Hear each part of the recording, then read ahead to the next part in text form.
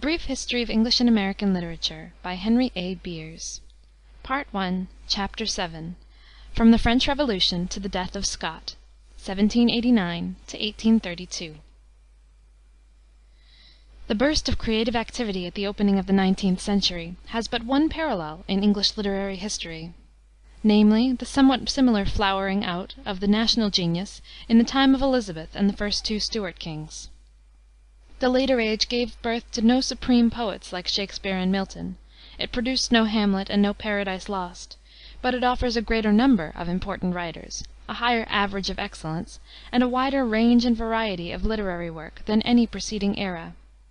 Wordsworth, Coleridge, Scott, Byron, Shelley, and Keats are all great names, while Southey, Landor, Moore, Lamb, and De Quincy would be noteworthy figures at any period, and deserve a fuller mention than can be here accorded them. But in so crowded a generation, selection becomes increasingly needful, and in the present chapter, accordingly, the emphasis will be laid upon the first-named group, as not only the most important, but the most representative of the various tendencies of their time. The conditions of literary work in this century have been almost unduly stimulating. The rapid advance in population, wealth, education, and the means of communication has vastly increased the number of readers. Every one who has anything to say can say it in print, and is sure of some sort of a hearing. A special feature of the time is the multiplication of periodicals. The great London dailies like the Times and the Morning Post, which were started during the last quarter of the 18th century, were something quite new in journalism. The first of the modern reviews, the Edinburgh, was established in 1802 as the organ of the Whig party in Scotland. This was followed by the London Quarterly in 1808 and by Blackwood's Magazine in 1817, both in the Tory interest. The first editor of the Edinburgh was Francis Jeffrey, who assembled about him a distinguished corps of contributors, including the versatile Henry Brougham, afterward a great parliamentary orator and Lord Chancellor of England, and the Reverend Sidney Smith, whose witty sayings are still current. The first editor of the Quarterly was William Gifford, a satirist, who wrote the Baviad and the Maeviad in ridicule of literary affectations. He was succeeded in 1824 by James Gibson Lockhart, the son-in-law of Walter Scott, and the author of an excellent Life of Scott. Blackwood's was edited by John Wilson, professor of moral philosophy in the University of Edinburgh, who, under the pen-name of Christopher North, contributed to his magazine a series of brilliant imaginary dialogues between famous characters of the day, entitled Noctes Ambrosianae, because they were supposed to take place at Ambrose's Tavern in Edinburgh. These papers were full of a profuse, headlong eloquence of humor, literary criticism, and personalities interspersed with songs expressive of a roistering and convivial Toryism and an uproarious contempt for Whigs and Cockneys. These reviews and magazines, and others which sprang up beside them, became the nuclei about which the wit and scholarship of both parties gathered. Political controversy under the Regency and the reign of George IV. Was thus carried on more regularly by permanent organs, and no longer so largely by privateering in the shape of pamphlets, like Swift's Public Spirit of the Whigs, Johnson's Taxation No Tyranny, and Burke's Reflections on the Revolution in France. Nor did politics by any means usurp the columns of the Review. Literature, art, science, the whole circle of human effort and achievement passed under review. Blackwood's, Fraser's, and other monthlies published stories, poetry, criticism, and correspondence, everything, in short, which enters into the make-up of our magazines today, except illustrations. Two main influences of foreign origin have left their trace in the English writers of the first 30 years of the 19th century, the one communicated by contact with the new German literature of the latter half of the 18th century, and in particular with the writings of Goethe, Schiller, and Kant, the other springing from the events of the French Revolution. The influence of German upon English literature in the 19th century was more intellectual and less formal than that of the Italian in the 16th and of the French in the 18th. In other words, the German writers furnished the English with ideas and ways of feeling rather than with models of style. Goethe and Schiller did not become subjects for literary imitation as Molière, Racine, and Boileau had become in Pope's time. It was reserved for a later generation, and for Thomas Carlyle, to domesticate the diction of German prose. But the nature and extent of this influence can perhaps best be noted when we come to take up the authors of the time one by one. The excitement caused by the French Revolution was something more obvious and immediate. When the Bastille fell in 1789, the enthusiasm among the friends of liberty and human progress in England was hardly less intense than in France. It was the dawn of a new day. The shackles were stricken from the slave, all men were free and all men were brothers, and radical young England sent up a shout that echoed the roar of the Paris mob. Wordsworth's lines on the fall of the Bastille, Coleridge's Fall of Robespierre and Ode to France, and Southey's revolutionary drama, Wat Tyler, gave expression to the hopes and aspirations of the English democracy. In after life, Wordsworth, looking back regretfully to those years of promise, wrote his poem on the French Revolution as it appeared to enthusiasts at its commencement. Bliss was it in that dawn to be alive, but to be young was very heaven. O times in which the meagre, stale, forbidding ways of custom, law, and statute took at once the attraction of a country in romance. Those were the days in which Wordsworth, then an undergraduate at Cambridge, spent a college vacation in tramping through France, landing at Calais on the eve of the very day, July 14, 1790, on which Louis XVI signalized the anniversary of the fall of the Bastille by taking the oath of fidelity to the new Constitution. In the following year Wordsworth revisited France, where he spent 13 months, forming an intimacy with the Republican General Beaupuis at Orleans, and reaching Paris not long after the September massacres of 1792. Those were the days, too, in which young Southey and young Coleridge, having married sisters at Bristol, were planning a pantisocracy, or ideal community, on the banks of the Susquehanna, and denouncing the British government for going to war with the French Republic. This group of poets, who had met one another first in the south of England, came afterward to be called the Lake Poets, from their residence in the mountainous lake country of Westmoreland and Cumberland, with which their names, and that of Wordsworth especially, are forever associated. The so-called Lakers did not, properly speaking, constitute a school of poetry. They differed greatly from one another in mind and art, but they were connected by social ties and by religious and political sympathies. The excesses of the French Revolution and the usurpation of Napoleon disappointed them, as it did many other English liberals, and drove them into the ranks of the reactionaries. Advancing years brought conservatism, and they became in time loyal Tories and orthodox churchmen. William Wordsworth, 1770 to 1850, the chief of the three, and perhaps on the whole the greatest English poet since Milton, published his Lyrical Ballads in 1798. The volume contained a few pieces by his friend Coleridge, among them the Ancient Mariner, and its appearance may fairly be said to mark an epoch in the history of English poetry. Wordsworth regarded himself as a reformer of poetry, and in the preface to the second volume of Lyrical Ballads he defended the theory on which they were composed. His innovations were twofold, in subject matter and in diction. The principal object which I proposed to myself in these poems, he said, was to choose incidents and situations from common life. Low and rustic life was generally chosen, because in that condition the essential passions of the heart find a better soil in which they can attain their maturity, and are incorporated with the beautiful and permanent forms of nature. Wordsworth discarded, in theory, the poetic diction of his predecessors, and professed to use a selection of the real language of men in a state of vivid sensation. He adopted, he said, the language of men in rustic life, because such men hourly communicate with the best objects from which the best part of language is originally derived. In the matter of poetic diction, Wordsworth did not, in his practice, adhere to the doctrine of this preface.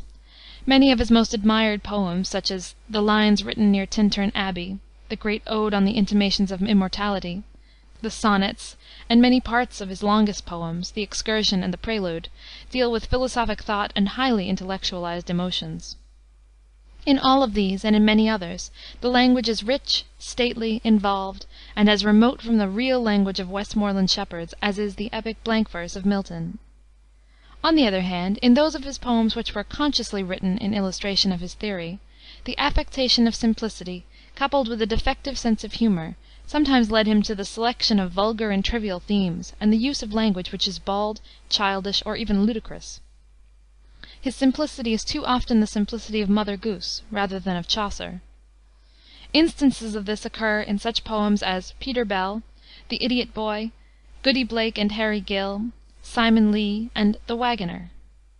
But there are multitudes of Wordsworth's ballads and lyrics which are simple without being silly, and which, in their homeliness and clear profundity, in their production of the strongest effects by the fewest strokes, are among the choicest modern examples of pure, as distinguished from decorated, art. Such are, out of many, Ruth, Lucy, A Portrait to a Highland Girl, The Reverie of Poor Susan, To the Cuckoo, The Reaper, We Are Seven, The Pet Lamb, The Fountain, The 2 April Mornings, The Leech Gatherer, The Thorn, and Yarrow Revisited. Wordsworth was something of a Quaker in poetry, and loved the sober drabs and grays of life. Quietism was his literary religion, and the sensational was to him not merely vulgar, but almost wicked. The human mind, he wrote, is capable of being excited without the application of gross and violent stimulants. He disliked the far-fetched themes and high-colored style of Scott and Byron. He once told Landor that all of Scott's poetry together was not worth sixpence. From action and passion he turned away to sing the inward life of the soul and the outward life of nature. He said, "To me the meanest flower that blows can give thoughts that do often lie too deep for tears." And again, "Long have I loved what I behold, the night that calms, the day that cheers. The common growth of Mother Earth suffices me, her tears, her mirth, her humblest mirth and tears." Wordsworth's life was outwardly uneventful. The companionship of the mountains and of his own thoughts, the sympathy of his household, the lives of the dalesmen and cottagers about him, furnished him with all the stimulus that he required. Love had he found in huts where poor men lie. His only teachers had been woods and rills, the silence that is in the starry sky, the sleep that is among the lonely hills. He read little but reflected much, and made poetry daily, composing by preference out of doors, and dictating his verses to some member of his family.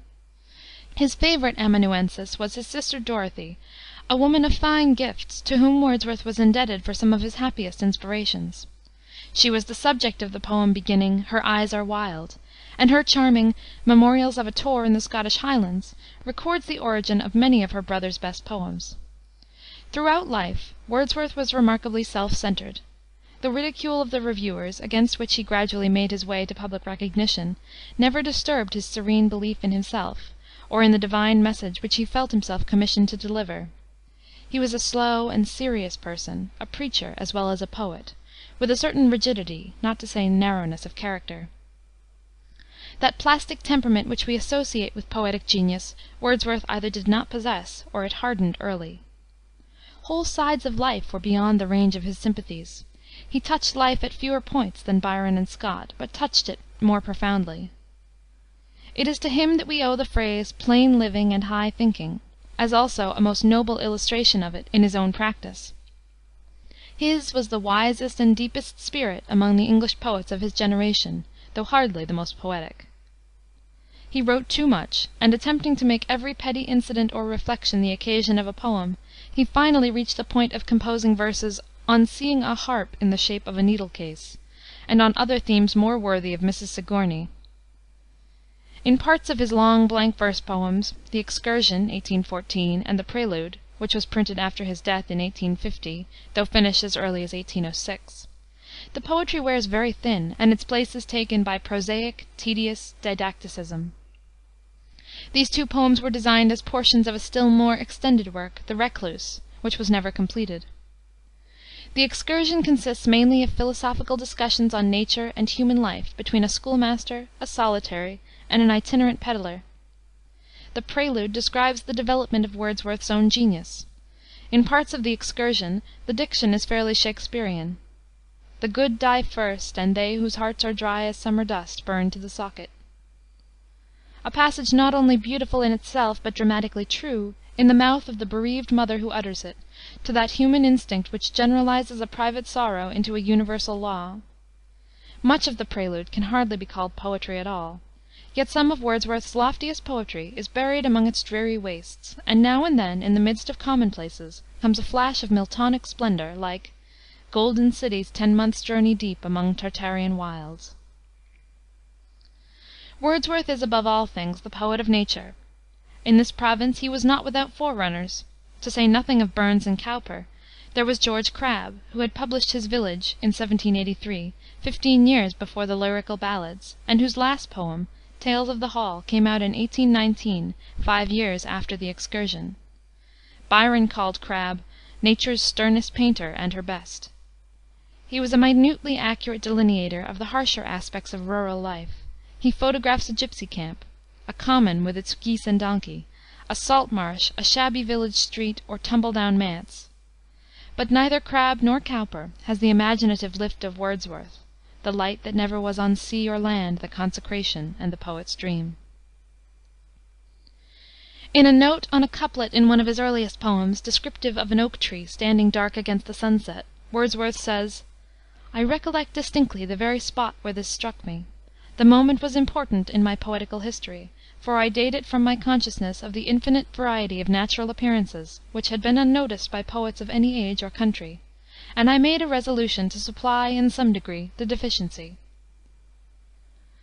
In later life he is said to have been impatient of anything spoken or written by another about mountains, conceiving himself to have a monopoly of the power of hills. But Wordsworth did not stop with natural description. Matthew Arnold has said that the office of modern poetry is the moral interpretation of nature. Such, at any rate, was Wordsworth's office. To him nature was alive and divine. He felt, under the veil of phenomena, a presence that disturbs me with joy of elevated thought, a sense sublime of something far more deeply interfused. He approached, if he did not actually reach, the view of pantheism, which identifies God with nature, and the mysticism of the idealists, who identify nature with the soul of man. This tendency was not inspired in Wordsworth by German philosophy. He was no metaphysician. In his rambles with Coleridge about Nether Stowey and Alfoxden, when both were young, they had indeed discussed Spinoza, and in the autumn of 1798, after the publication of the Lyrical Ballads, the two friends went together to Germany, where Wordsworth spent half a year.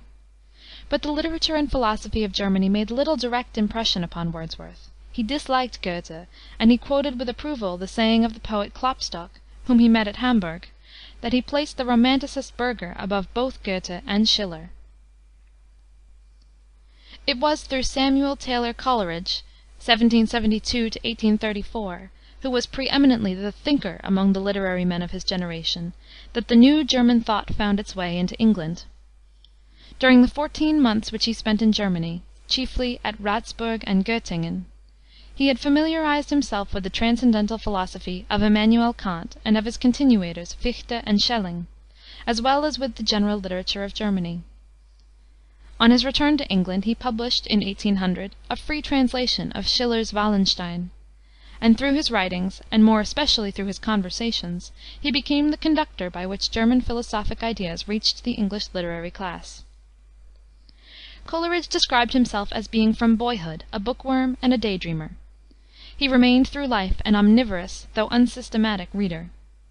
He was helpless in practical affairs, and his native indolence and procrastination were increased by his indulgence in the opium habit. On his return to England in 1800 he went to reside at Keswick in the Lake Country with his brother-in-law, Sudde, whose industry supported both families. During his last 19 years Coleridge found an asylum under the roof of Mr. James Gilman of Highgate, near London, whither many of the best young men in England were accustomed to resort to listen to Coleridge's wonderful talk. Talk, indeed, was the medium through which he mainly influenced his generation. It cost him an effort to put his thoughts on paper. His Table Talk, crowded with pregnant paragraphs, was taken down from his lips by his nephew, Henry Coleridge. His criticisms of Shakspere are nothing but notes made here and there from a course of lectures delivered before the Royal Institute, and never fully written out. Though only hints and suggestions, they are perhaps the most penetrative and helpful Shakespearean criticism in English. He was always forming projects and abandoning them. He projected a great work on Christian philosophy, which was to have been his magnum opus, but he never wrote it. He projected an epic poem on the fall of Jerusalem. I schemed it at 25, he said, but alas, venturum expectat. What bade fair to be his best poem, Christabel, is a fragment. Another strangely beautiful poem, Kubla Khan, which came to him, he said, in sleep, is even more fragmentary. And the most important of his prose remains, his Biographia Literaria, 1817, a history of his own opinions, breaks off abruptly. It was in his suggestiveness that Coleridge's great service to posterity resided. He was what J. S. Mill called a seminal mind, and his thought had that power of stimulating thought in others which is the mark and the privilege of original genius. Many a man has owed to some sentence of Coleridge's, if not the awakening in himself of a new intellectual life, at least the starting of fruitful trains of reflection which have modified his whole view of certain great subjects. On everything that he left is set the stamp of high mental authority. He was not perhaps primarily, he certainly was not exclusively, a poet. In theology, in philosophy, in political thought and literary criticism, he set currents flowing which are flowing yet. The terminology of criticism, for example, is in his debt for many of those convenient distinctions, such as that between genius and talent, between wit and humor, between fancy and imagination, which are familiar enough now, but which he first introduced or enforced. His definitions and apothegms we meet everywhere. Such are, for example, the sayings, "Every man is born an Aristotelian or a Platonist." "Prose is words in their best order, poetry the best words in the best order." And among the bits of subtle interpretation that abound in his writings may be mentioned his estimate of Wordsworth in the Biographia Literaria, and his sketch of Hamlet's character, one with which he was personally in strong sympathy, in the Lectures on Shakspere. The Broad Church party in the English Church, among whose most eminent exponents have been Frederick Robertson, Arnold of Rugby, F. D. Maurice, Charles Kingsley, and the late Dean Stanley, traces its intellectual origins to Coleridge's Aids to Reflection, to his writings and conversations in general, and particularly to his ideal of a national clerisy as set forth in his essay on Church and State. In politics, as in religion, Coleridge's conservatism represents the reaction against the destructive spirit of the 18th century and the French Revolution. To this root and branch democracy he opposed the view that every old belief or institution, such as the throne or the church, had served some need, and had a rational idea at the bottom of it, to which it might be again recalled, and made once more a benefit to society, instead of a curse and an anachronism. As a poet, Coleridge has a sure, though slender, hold upon immortal fame. No English poet has sung so wildly well as the singer of Christabel and the Ancient Mariner. The former of these, in form, a romance in a variety of meters, and in substance a tale of supernatural possession, by which a lovely and innocent maiden is brought under the control of a witch. Though unfinished and obscure in intention, it haunts the imagination with a mystic power. Byron had seen Christabel in manuscript and urged Coleridge to publish it. He hated all the Lakers, but when, on parting from Lady Byron, he wrote his song, "Fare thee well, and if forever, still forever fare thee well," he prefixed it to the noble lines from Coleridge's poem, beginning, "Alas, they had been friends in youth." In that weird ballad, The Ancient Mariner, the supernatural is handled with even greater subtlety than in Christabel. The reader is led to feel that amid the loneliness of the tropic sea the line between the earthly and unearthly vanishes, and the poet leaves him to discover for himself whether the spectral shapes that the mariner saw were merely the visions of the calenture or a glimpse of the world of spirits.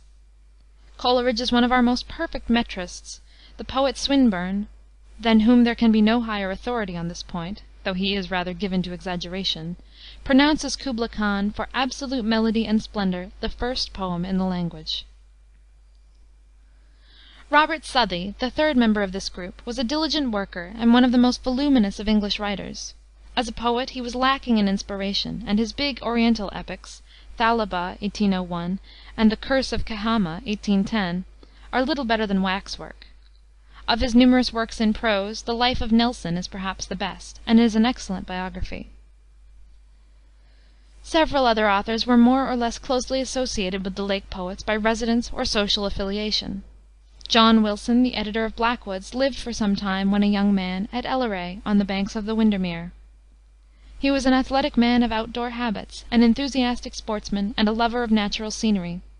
His admiration of Wordsworth was thought to have led him to the imitation of the latter in his Isle of Palms, 1812, and his other poetry.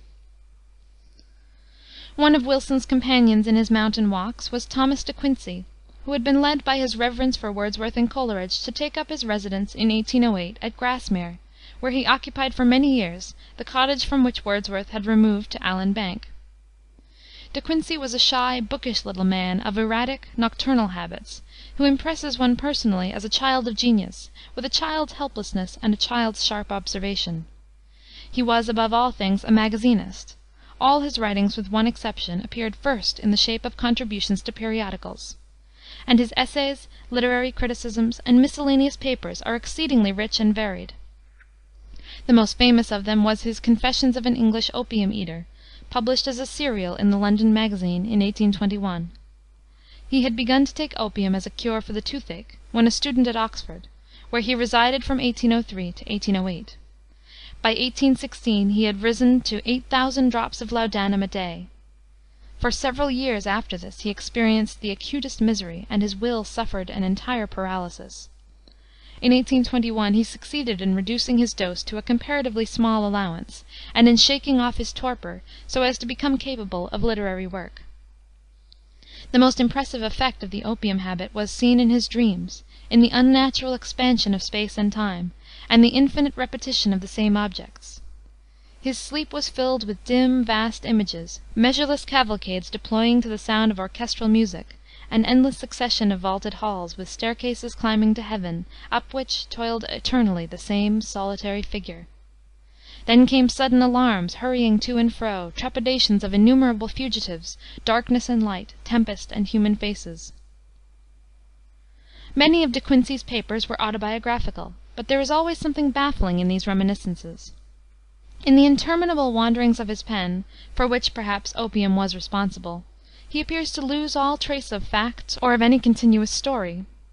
Every actual experience of his life seems to have been taken up into a realm of dream, and there distorted till the reader sees not the real figures, but the enormous, grotesque shadows of them, executing wild dances on a screen. An instance of this process is described by himself in his Vision of Sudden Death.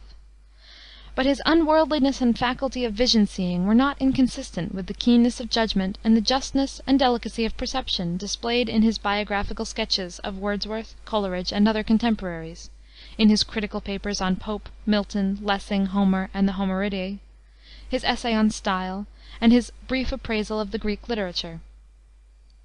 His curious scholarship is seen in his articles on the Toilet of a Hebrew Lady and the Casuistry of Roman Meals, his ironical and somewhat elaborate humor in his essay on Murder Considered as One of the Fine Arts. Of his narrative pieces the most remarkable is his Revolt of the Tartars, describing the flight of a Kalmuck tribe of 600,000 souls from Russia to the Chinese frontier, a great Hegira or Anabasis, which extended for 4,000 miles over desert steppes, infested with foes, occupied 6 months' time, and left nearly half the tribe dead upon the way.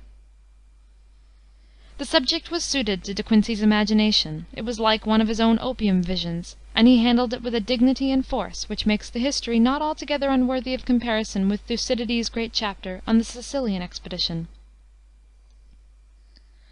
An intimate friend of Southey was Walter Savage Landor, a man of kingly nature, of a leonine presence, with a most stormy and unreasonable temper, and yet with the courtliest graces of manner, and with, said Emerson, a wonderful brain, despotic, violent, and inexhaustible. He inherited wealth, and lived a great part of his life at Florence, where he died in 1864, in his 90th year. Dickens, who knew him at Bath in the latter part of his life, made a kindly caricature of him as Lawrence Boytham in Bleak House, whose combination of superficial ferocity and inherent tenderness, testifies Henry Crabb Robinson in his diary, was true to the life. Landor is the most purely classical of English writers. Not merely his themes, but his whole way of thinking was pagan and antique. He composed indifferently in English or Latin, preferring the latter, if anything, in obedience to his instinct for compression and exclusiveness. Thus, portions of his narrative poem Gebir, 1798, were written originally in Latin, and he added a Latin version, Gebirius, to the English edition. In like manner, his Hellenics, 1847, were mainly translations from his Latin Idyllia Heroica, written years before. The Hellenic clearness and repose which were absent from his life, Landor sought in his art. His poems, in their restraint, their objectivity, their aloofness from modern feeling, have something chill and artificial. The verse of poets like Byron and Wordsworth is alive, the blood runs in it, but Landor's polished, clean-cut intaglios have been well described as written in marble. He was a master of fine and solid prose. His Pericles and Aspasia consists of a series of letters passing between the great Athenian demagogue, the hetaira Aspasia, her friend Cleon of Miletus, Anaxagoras, the philosopher, and Pericles' nephew Alcibiades. In this masterpiece the intellectual life of Athens, at its period of highest refinement, is brought before the reader with singular vividness, and he is made to breathe an atmosphere of high-bred grace, delicate wit, and thoughtful sentiment, expressed in English of Attic choice. The Imaginary Conversations, 1824 1846, were Platonic dialogues between a great variety of historical characters, between, for example, Dante and Beatrice, Washington and Franklin, Queen Elizabeth and Cecil, Xenophon and Cyrus the Younger, Bonaparte and the President of the Senate. Landor's writings have never been popular. They address an aristocracy of scholars, and Byron, whom Landor disliked and considered vulgar, sneered at the latter as a writer who cultivated much private renown in the shape of Latin verses. He said of himself that he never contended with a contemporary, but walked alone on the far eastern uplands, meditating and remembering. A schoolmate of Coleridge at Christ's Hospital, and his friend and correspondent through life, was Charles Lamb, one of the most charming of English essayists. He was an old bachelor who lived alone with his sister Mary, a lovable and intellectual woman, but subject to recurring attacks of madness. Lamb was a notched and cropped scrivener, a votary of the desk, a clerk, that is, in the employ of the East India Company. He was of antiquarian tastes, an ardent playgoer, a lover of whist and of the London streets, and these tastes are reflected in his Essays of Elia, contributed to the London Magazine, and reprinted in book form in 1823. From his mousing among the Elizabethan dramatists and such old humorists as Burton and Fuller, his own style imbibed a peculiar quaintness and pungency. His Specimens of English Dramatic Poets, 1808, is admirable for its critical insight. In 1802 he paid a visit to Coleridge at Keswick in the Lake Country, but he felt or affected a whimsical horror of the mountains, and said, "Fleet Street and the Strand are better places to live in." Among the best of his essays are Dream Children, Poor Relations, The Artificial Comedy of the Last Century, Old China, Roast Pig, A Defense of Chimney Sweeps, A Complaint of the Decay of Beggars in the Metropolis, and The Old Benchers of the Inner Temple. The Romantic movement, preluded by Gray, Collins, Chatterton, Macpherson, and others, culminated in Walter Scott, 1771 1832. His passion for the mediaeval was first excited by reading Percy's Relics when he was a boy, and in one of his school themes he maintained that Ariosto was a greater poet than Homer. He began early to collect manuscript ballads, suits of armor, pieces of old plate, border horns, and similar relics. He learned Italian in order to read the romancers, Ariosto, Tasso, Pulci, and Boiardo, preferring them to Dante. He studied Gothic architecture, heraldry, and the art of fortification, and made drawings of famous ruins and battlefields. In particular, he read eagerly everything that he could lay hands on relating to the history, legends, and antiquities of the Scottish border, the Vale of Tweed, Teviot Dale, Ettrick Forest, and the Yarrow, of all which land he became the laureate, as Burns had been of Ayrshire in the West Country. Scott, like Wordsworth, was an outdoor poet. He spent much time in the saddle, and was fond of horses, dogs, hunting, and salmon fishing. He had a keen eye for the beauties of natural scenery, though more especially, he admits, when combined with ancient ruins, or remains of our forefathers' piety or splendor. He had the historic imagination, and in creating the historical novel he was the first to throw a poetic glamour over European annals. In 1803 Wordsworth visited Scott at Lasswade, near Edinburgh, and Scott afterward returned the visit at Grasmere. Wordsworth noted that his guest was full of anecdote and averse from disquisition. The Englishman was a moralist and much given to disquisition, while the Scotchman was, above all things, a raconteur, and perhaps, on the whole, the foremost of British story tellers. Scott's Toryism, too, was of a different stripe from Wordsworth's, being rather the result of sentiment and imagination than of philosophy and reflection. His mind struck deep root in the past. His local attachments and family pride were intense. Abbotsford was his darling, and the expenses of this domain and of the baronial hospitality which he there extended to all comers were among the causes of his bankruptcy. The enormous toll which he exacted of himself to pay off the debt of 117,000 pounds, contracted by the failure of his publishers, cost him his life. It is said that he was more gratified when the Prince Regent created him a baronet in 1820 than by all the public recognition that he acquired as the author of the Waverly Novels. Scott was attracted by the romantic side of German literature. His first published poem was a translation made in 1796 from Burger's wild ballad, Leonora. He followed this up with versions of the same poet's Wilde Jäger, of Goethe's violent drama of feudal life, Götz von Berlichingen, and with other translations from the German of a similar class.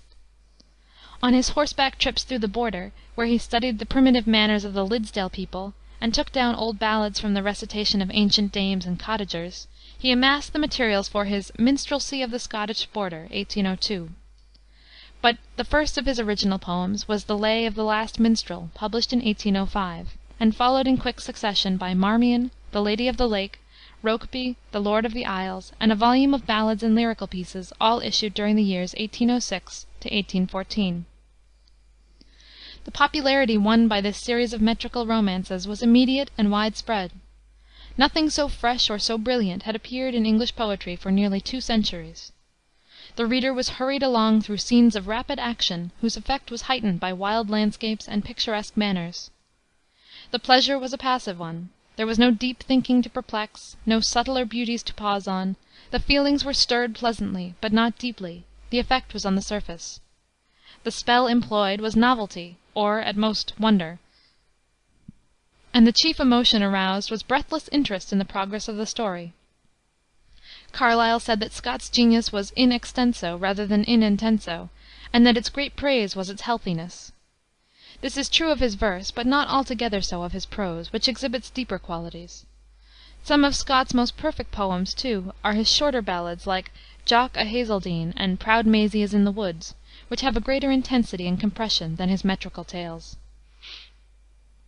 From 1814 to 1831 Scott wrote and published the Waverly Novels, some 30 in number, if we consider the amount of work done, the speed with which it was done, and the general average of excellence maintained, perhaps the most marvelous literary feat on record. The series was issued anonymously, and takes its name from the first number, Waverly, or 'Tis 60 Years Since. This was founded upon the rising of clans in 1745, in support of the young pretender, Charles Edward Stuart, and it revealed to the English public that almost foreign country which lay just across their threshold, the Scottish Highlands. The Waverly Novels remain, as a whole, unequaled as historical fiction, although here and there a single novel, like George Eliot's Romola, or Thackeray's Henry Esmond, or Kingsley's Hypatia, may have attained a place beside the best of them. They were a novelty when they appeared. English prose fiction had somewhat declined since the time of Fielding and Goldsmith. There were truthful though rather tame delineations of provincial life, like Jane Austen's Sense and Sensibility, 1811, and Pride and Prejudice, 1813, or Maria Edgeworth's Popular Tales, 1804. On the other hand, there were Gothic romances like The Monk, of Matthew Gregory Lewis, to whose tales of wonder some of Scott's translations from the German had been contributed, or like Anne Radcliffe's Mysteries of Udolpho.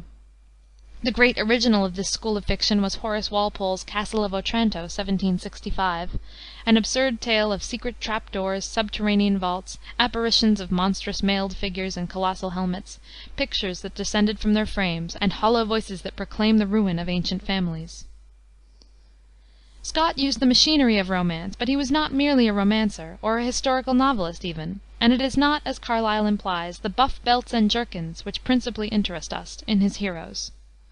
Ivanhoe and Kenilworth and the Talisman are indeed romances pure and simple, and very good romances at that, but in novels such as Rob Roy, The Antiquary, The Heart of Midlothian, and The Bride of Lammermoor, Scott drew from contemporary life and from his intimate knowledge of Scotch character.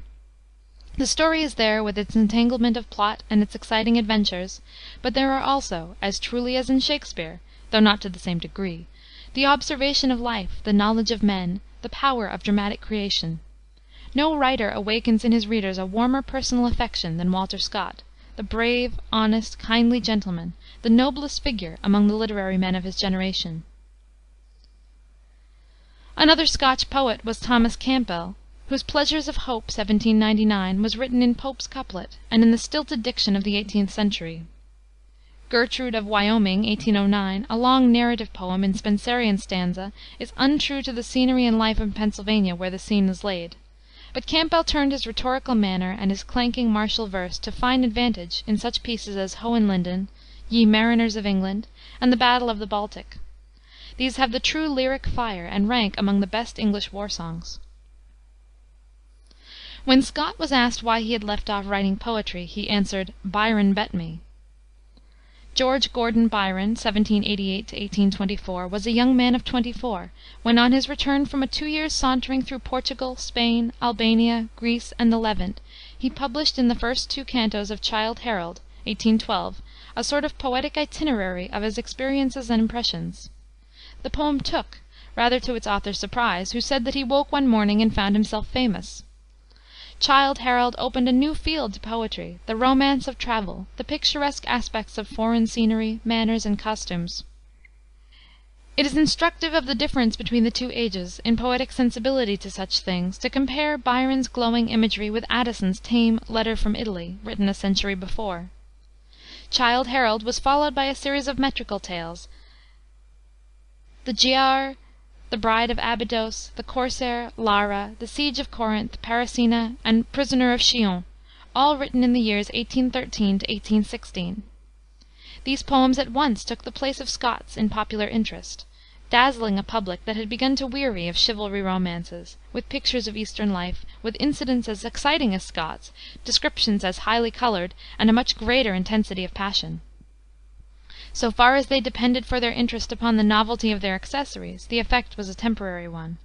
Seraglios, divans, bulbuls, gulistans, zuleikas, and other Oriental properties deluged English poetry for a time, and then subsided, even as the tide of moss troopers, sorcerers, hermits, and feudal castles had already had its rise and fall. But there was a deeper reason for the impression made by Byron's poetry upon his contemporaries. He laid his finger right on the sore spot in modern life. He had the disease with which the time was sick, the world weariness, the desperation which proceeded from passion incapable of being converted into action.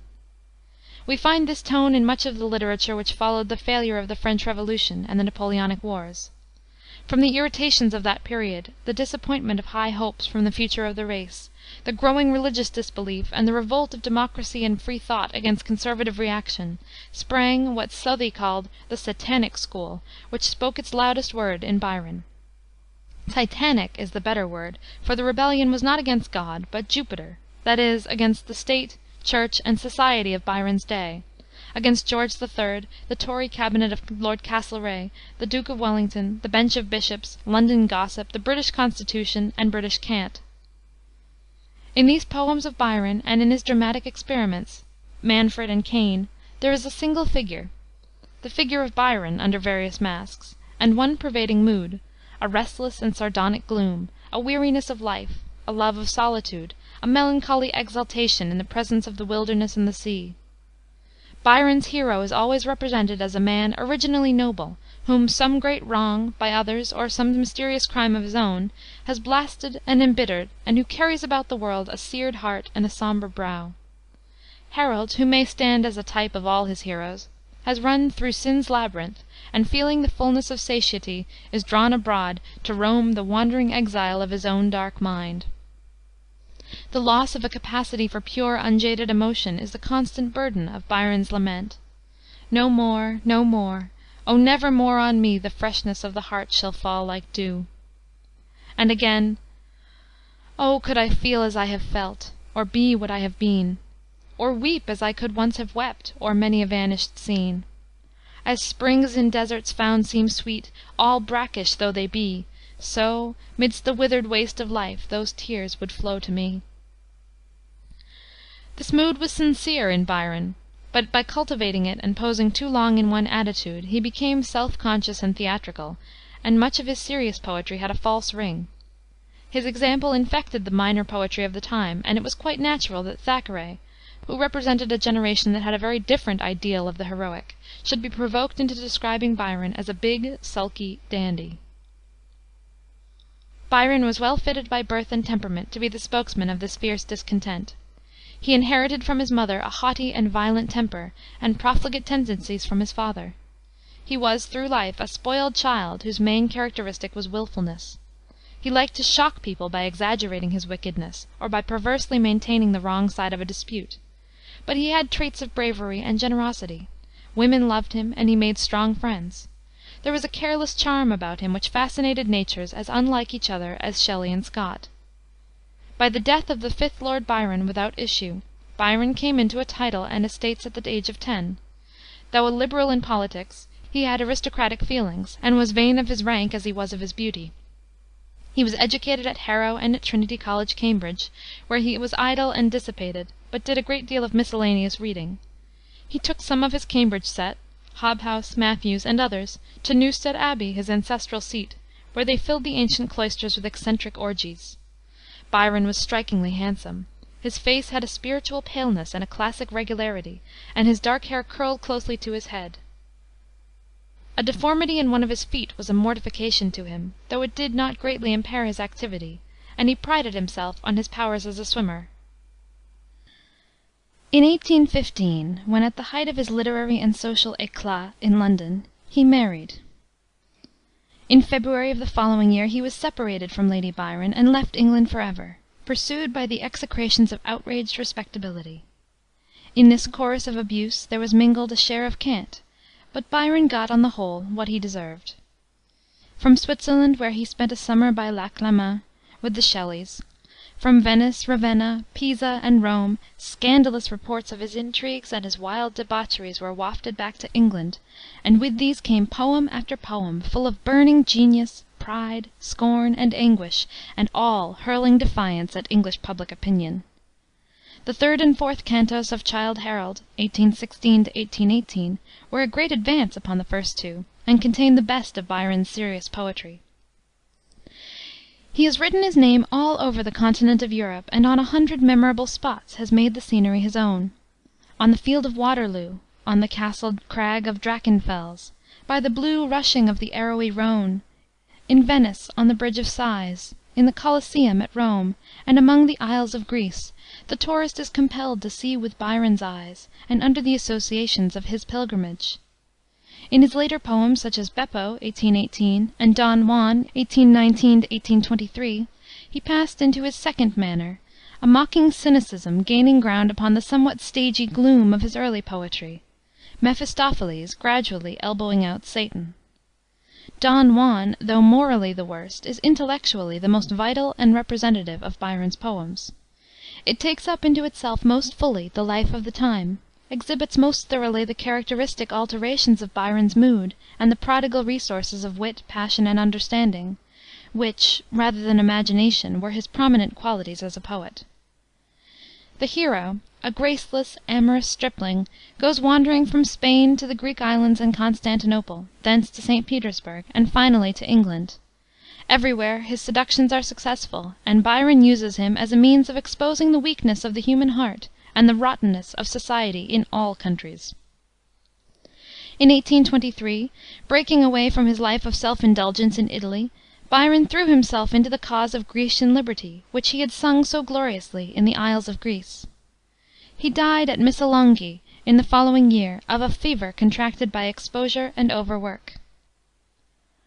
Byron was a great poet, but not a great literary artist. He wrote negligently, and with the ease of assured strength, his mind gathering heat as it moved, and pouring itself forth in reckless profusion. His work is diffuse and imperfect. Much of it is melodrama or speech-making rather than true poetry. But, on the other hand, much, very much of it, is unexcelled as the direct, strong, sincere utterance of personal feeling. Such is the quality of his best lyrics, like When We Two Parted, the Elegy on Thyrza, stanzas to Augusta, She Walks in Beauty, and of innumerable passages, lyrical and descriptive, in his longer poems.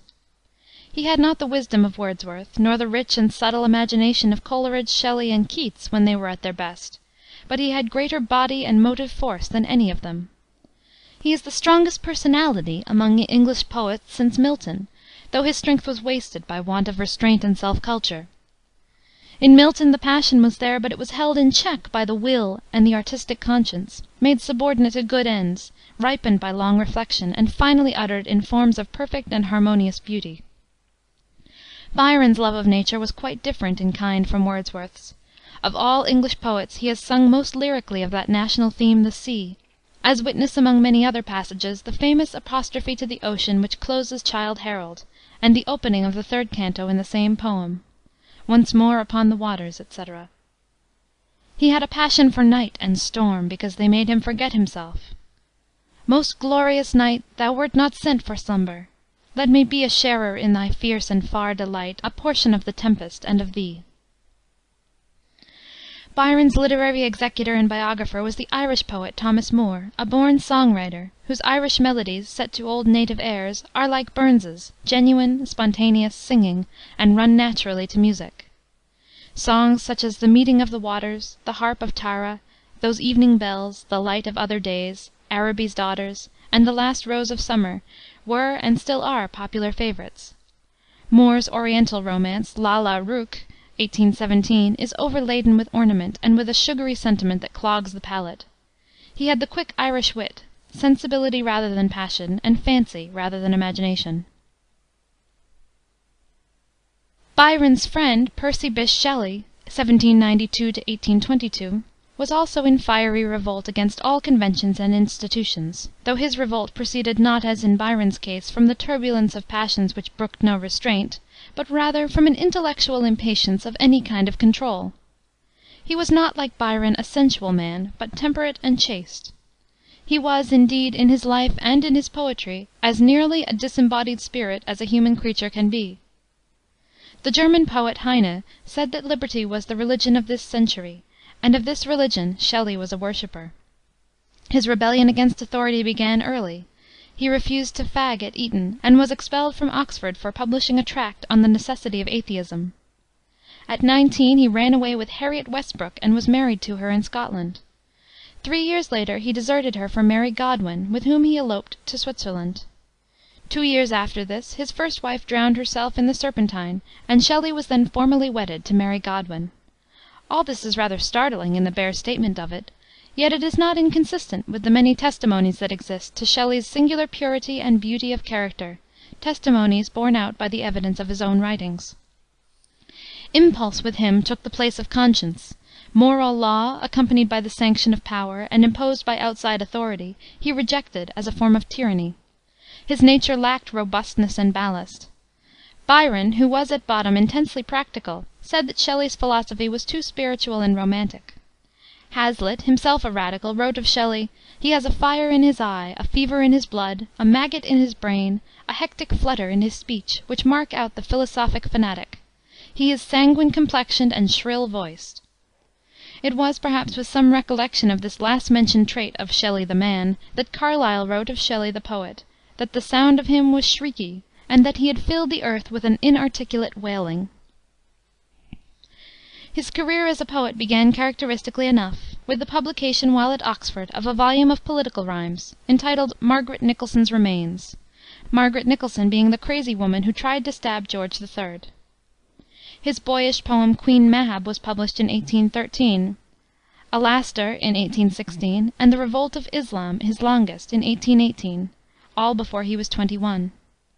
These were filled with splendid though unsubstantial imagery, but they were abstract in subject, and had the faults of incoherence and formlessness which make Shelley's longer poems wearisome and confusing.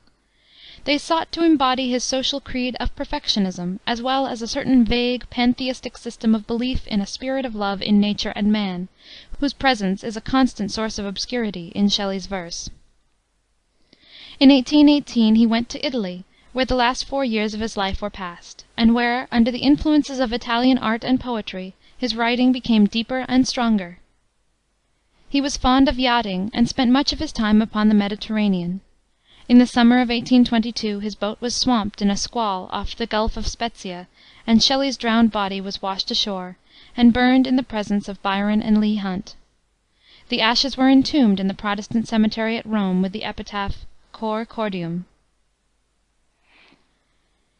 Shelley's best and maturest work, nearly all of which was done in Italy, includes his tragedy The Cenci, 1819, and his lyrical drama Prometheus Unbound, 1821. The first of these has a unity and a definiteness of contour unusual with Shelley, and is, with the exception of some of Robert Browning's, the best English tragedy since Otway. Prometheus represented to Shelley's mind the human spirit fighting against divine oppression, and in his portrayal of this figure he kept in mind not only the Prometheus of Aeschylus, but the Satan of Paradise Lost. Indeed, in this poem Shelley came nearer to the sublime than any English poet since Milton. Yet it is in lyrical rather than in dramatic quality that Prometheus Unbound is great. If Shelley be not, as his latest editor, Mr. Forman, claims him to be, the foremost of English lyrical poets, he is at least the most lyrical of them. He had in a supreme degree the lyric cry. His vibrant nature trembled to every breath of emotion, and his nerves craved ever newer shocks, to pant, to quiver, to thrill, to grow faint in the spasm of intense sensation. The feminine cast observable in Shelley's portrait is borne out by this tremulous sensibility in his verse. It is curious how often he uses the metaphor of wings, of the winged spirit soaring like his skylark, till lost in music, rapture, light, and then falling back to earth. Three successive moods, longing, ecstasy, and the revulsion of despair, are expressed in many of his lyrics, as in the Hymn to the Spirit of Nature, in Prometheus, in the Ode to a Skylark, and in the lines to an Indian Air, Edgar Poe's favorite. His passionate desire to lose himself in nature, to become one with that spirit of love and beauty in the universe, which was to him in place of God, is expressed in the Ode to the West Wind, his most perfect poem. Make me thy lyre, even as the forest is. What if my leaves are falling like its own? The tumult of thy mighty harmonies will take from both a deep autumnal tone. Sweet, though in sadness, be thou, spirit fierce, my spirit, be thou me, impetuous one.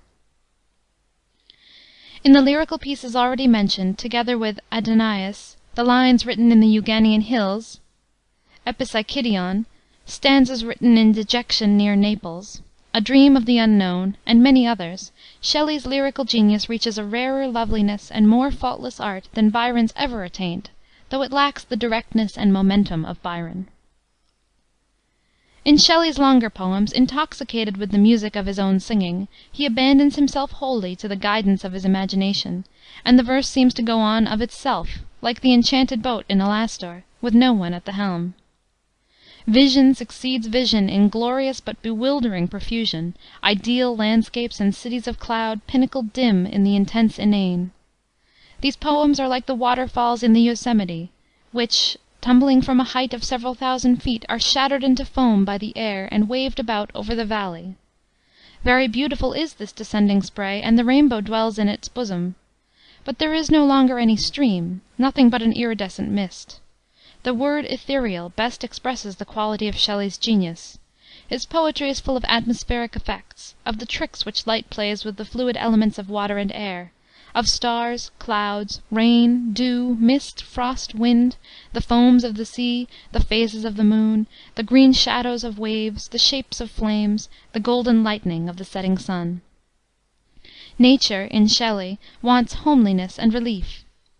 While poets like Wordsworth and Burns let in an ideal light upon the rough fields of earth, Shelley escapes into a moonlight-colored realm of shadows and dreams, among whose abstractions the heart turns cold. One bit of Wordsworth's mountain turf is worth them all. By the death of John Keats, 1796 to 1821, whose elegy Shelley sang in Adonais, English poetry suffered an irreparable loss. His Endymion, 1818, though disfigured by mawkishness and by some affectations of manner, was rich in promise. Its faults were those of youth, the faults of exuberance and of a tremulous sensibility, which time corrects. Hyperion, 1820, promised to be his masterpiece, but he left it unfinished, a Titanic torso, because, as he said, there were too many Miltonic inversions in it.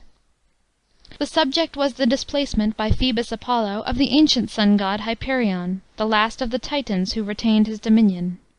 It was a theme of great capabilities, and the poem was begun by Keats with a strength of conception which leads to the belief that here was once more a really epic genius, had fate suffered it to mature. The fragment as it stands, that inlet to severe magnificence, proves how rapidly Keats's diction was clarifying.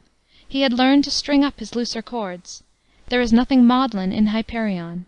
All there is, in whole tones, and in the grand manner, as sublime as Aeschylus, said Byron, with the grave, antique simplicity, and something of modern sweetness interfused.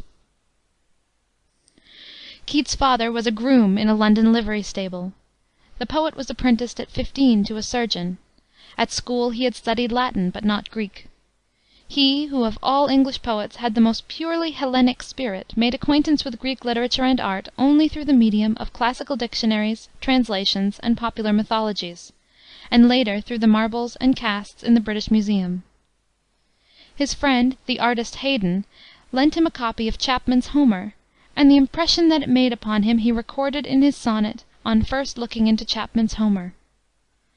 Other poems of the same inspiration are his 3 sonnets to Homer, On Seeing the Elgin Marbles, On a Picture of Leander, Lamia, and the beautiful Ode on a Grecian Urn. But Keats's art was retrospective and eclectic, the blossom of a double root, and golden-tongued romance with serene lute had her part in him, as well as the classics. In his 17th year he had read the Faery Queen, and from Spenser he went on to a study of Chaucer, Shakspere, and Milton. Then he took up Italian and read Ariosto. The influence of these studies is seen in his poem Isabella, or the Pot of Basil, taken from a story of Boccaccio; in his wild ballad La Belle Dame sans Merci, and in his love tale The Eve of St. Agnes, with its wealth of medieval adornment. In the Ode to Autumn and Ode to a Nightingale, the Hellenic choiceness is found touched with the warmer hues of romance. There is something deeply tragic in the short story of Keats's life.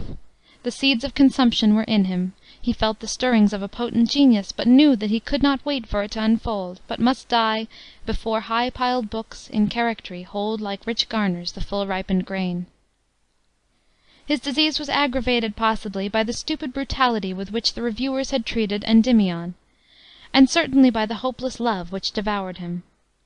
"The very thing which I want to live most for," he wrote, "will be a great occasion of my death. If I had any chance of recovery, this passion would kill me." In the autumn of 1820, his disease gaining apace, he went on a sailing vessel to Italy, accompanied by a single friend, a young artist named Severn. The change was of no avail, and he died at Rome a few weeks after, in his 26th year.